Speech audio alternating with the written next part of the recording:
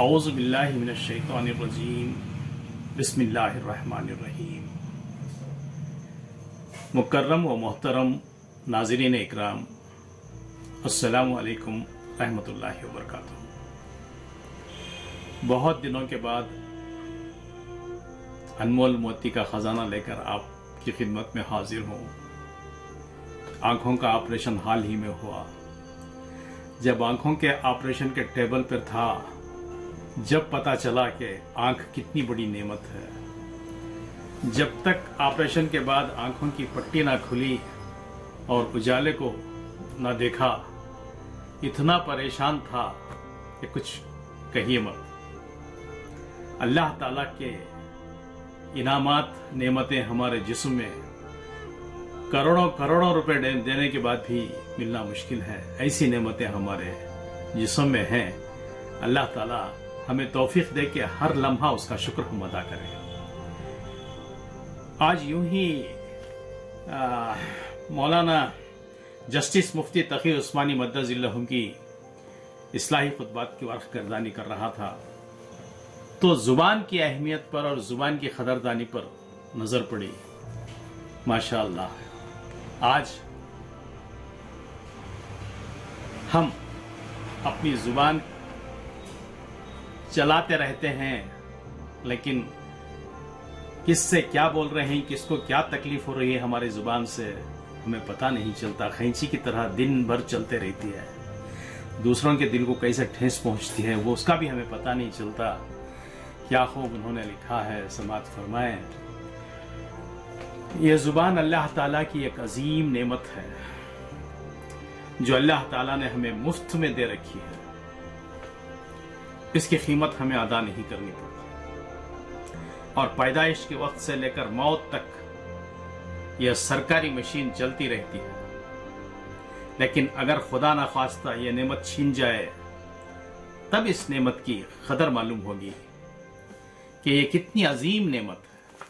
यह जुबान कितनी अजीम नेमत है। अगर फालिज हो जाए और जुबान बंद हो जाए तो इस वक्त ये हाल होता है कि बोलना चाहते हैं और अपने दिल की बात दूसरों से कह नहीं सकते। अपने बात दिल की दूसरों को कहना चाहते हैं, लेकिन जुबान नहीं चलती।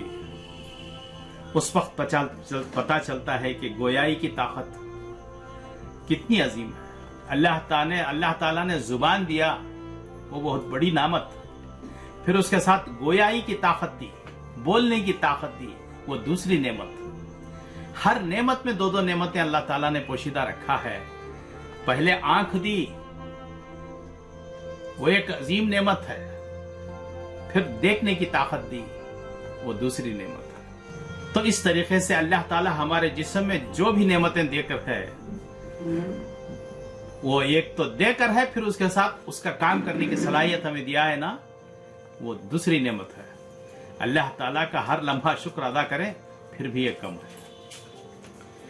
और अपने दिल की बात दूसरों से कहना चाहते हैं, लेकिन जुबान नहीं चलती। उस वक्त पता चलता है कि ये गोयाई की ताकत कितनी अजीम है। लेकिन हम लोग सुबह से लेकर शाम तक इस जुबान कैंची की तरह चला रहे हैं। यह नहीं सोचते कि जुबान से क्या निकल रहा है। यह तरीका ठीक नहीं, बल्कि सही तरीका यह है कि पहले तोलो फिर बोलो। अगर इस तरीके पर हमने अमल कर लिया तो फिर यह जुबान जो हमारे लिए जहन्नम में जाने का असबाब पैदा कर रही है, इंशाअल्लाह जन्नत में जाने के असबाब पैदा करने वाली और आखिरत का जखीरा जमा करने वाली बन जाए। जुबान को इस्तेमाल करने से पहले हमें सोच लेना है, जो बात कहने में जा रहा हूं इसका नतीजा क्या होगा। आजकल हम ये नहीं सोचते, जैसे दिल में आया वैसे बोल देते हैं, और दूसरे पर इसका क्या असर पड़ेगा बोलते वक्त हमें इसकी फिक्र नहीं रहती। और ये सोच लिया करें कि जो बात मैं दूसरे से कहने जा रहा हूं, अगर दूसरा शख्स मुझसे ये बात कहता तो इसका मुझ पर क्या असर होता, मुझे अच्छा लगता या बुरा लगता। हुजूर अक़दस नबी करीम सल्लल्लाहु अलैहि वसल्लम ने हमें यह तालीम दी और ये उसूल बताया, अहिब्बा लिन्नासी मा तुहिब्बु लिनफ्सिक, यानी दूसरे के लिए वही बात पसंद करो जो अपने लिए पसंद करते हो। और ये जो हमने दो पैमाने बना रखे हैं आज, कि अपने लिए अलग पैमाना और दूसरे के लिए अलग पैमाना, नबी करीम सल्लल्लाहु अलैहि वसल्लम ने इसका खातिमा फरमा दिया। ये तराजू अल्लाह ताला हमारे दिलों में पैदा फरमा दे, और तो फिर सारे झगड़े और फसादात खत्म हो जाए। अल्लाह ताला हमें तौफीक दे, अल्लाह ताला हमें तौफीक दे। वस्सलाम रहमतुल्लाह।